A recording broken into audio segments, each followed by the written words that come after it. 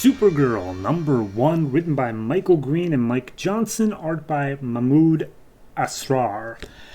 This is pretty much as origin story as it gets. I didn't think they were going to completely undo everything in Supergirl when the new 52 hit, but no, this is totally fresh start, and it is a fast read. So there's a meteor shower coming down on Smallville.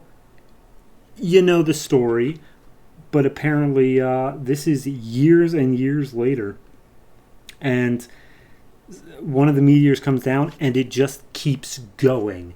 It literally buries through the earth, cutting through the mantle, and coming out the other side in Serbia. So, obviously, alien, spaceship, and out comes Kara, out comes Supergirl. But this is her coming from Krypton, and she says, have you ever had that feeling like you've been asleep for a really long time, what seems like a lifetime? And basically she's thinking, man, this has to be a dream, because A, I shouldn't be wearing this outfit. This is for some special event. She says when she graduates. B, it's never snowed on Krypton. C, I should feel freezing, but all I feel is a cool breeze. So clearly this is a dream. And then some giant metal robots land and say, stop where you are.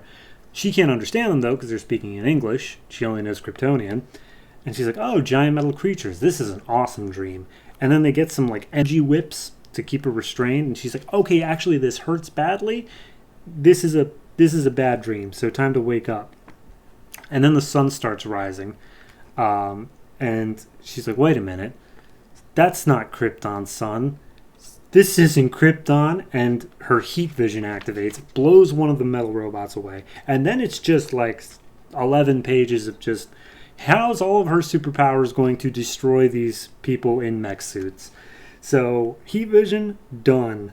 Dude is freaking out because his suit is burning. And this entire time she's narrating just okay, what's happening? I gotta figure this out. I gotta try to piece this together. And she's just freaking out the whole time. At one point she thinks maybe this is Zod, and how her father warned her that Zod was doing things, and she's just trying to get away. In her super strength, she knocks one over a mountain. She takes an explosion. She's still alive. She runs super fast. Her hearing activates, and in a weird touch, her super hearing activates, and it's quotes from comics from this week. There's a Nightwing quote here. There's a Birds of Prey quote here. It's things I remember reading this week. It's super bizarre. Then she lets out a scream.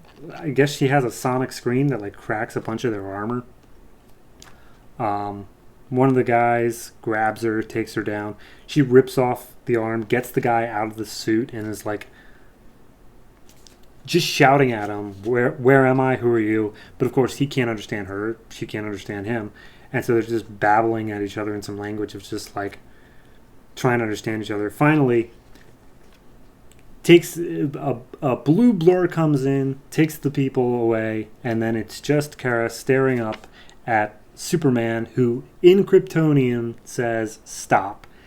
And that's where we leave the issue, where she says she thinks that she's dreaming again. I really like this. I really like the fact this is what I think when I first heard about the new 52 and when I first got into it. I think this is what I expected, where it is literally a restart point. They don't assume you know anything about any of these people. This is as bare bones as you can go with Supergirl, and it doesn't really set up anything for future issues throughout the entire issue up until the end of now she's going to talk to Superman. But I think that's for the best, the only thing it sets up is that these metal robot guys, they see that she's coming in, and then they go to collect her.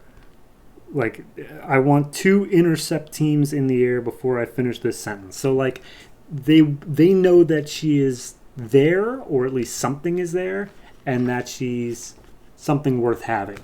That's the only thing they set up for future issues.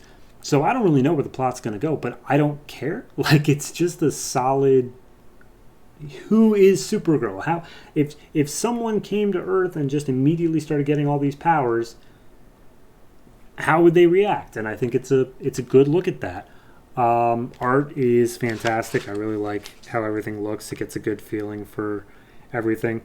It does feel kind of stock standard with the rest of DC, but like the scene where the sun's coming up over the mountains and she goes from freaking out in a sad way to freaking out in a mad way. That it's just a good sequence overall. So no, I'm loving the first issue of this. I'm gonna give this like I'm giving this like an 8, maybe 8.5. I'm gonna go with 8. I think it could have done a little bit cooler stuff with the art to get it that 8.5, but overall I'm just gonna give this an 8, and it's very good.